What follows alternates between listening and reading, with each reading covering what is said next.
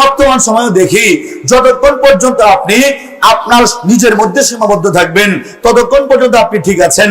আর যতক্ষণ আপনি কারো ইমানের কাউকে দাওয়াত দেবেন, কাফের মুশরিকদেরকে যখন দাওয়াত দেবেন, আল কুফরু মিল্লাতুন ওয়াহিদা, কাফেররা সব এক জাতি, এই একটা স্লোগান দিয়ে আপনাদের থামানোর জন্য, আপনাদের দমন করার জন্য, এই পয়েন্টকে স্তব্ধ করার জন্য এরা প্রশাসন পর্যন্ত পায়চারা করবে। ঠিক না ভাই?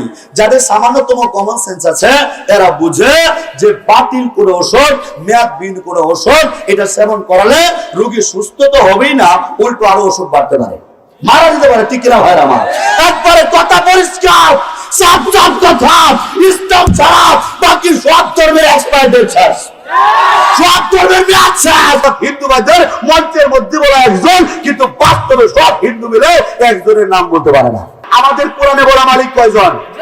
জোরে বলেন, নাম কি? হিন্দুদের মঞ্চে বলা মালিক কয়জন? নাম কি? তারা তো বলতে পারে না। ঠিক না? ঠিক না ভাইরা?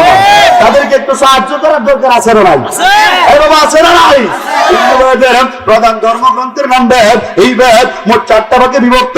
ঋগ্বেদ, সামবেদ, অথর্ববেদ এবং যজুর্বেদ। এই অথর্ববেদের শাখা উপনিষদের মধ্যে বলা হয় হুতারমিন্দ্র মা সুরেন্দ্রভূ ওল্লে জ্যেষ্ঠং শ্রেষ্ঠং পরমং পুণ্যং ব্রাহ্মণং অল্লং অল্লু রাসূল মুহাম্মদ রকং বরসল্লাল্লাহ আদল্লাং বুকম একং আল্লাহ বুকং বিখ্যাতগম।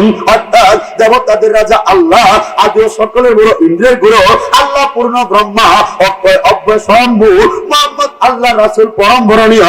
এই মন্ত্র দ্বারা প্রমাণ হয়ে যায় প্রত্যেকটা হিন্দু ভাইয়ের সৃষ্টিকর্তার নাম হলো আল্লাহ।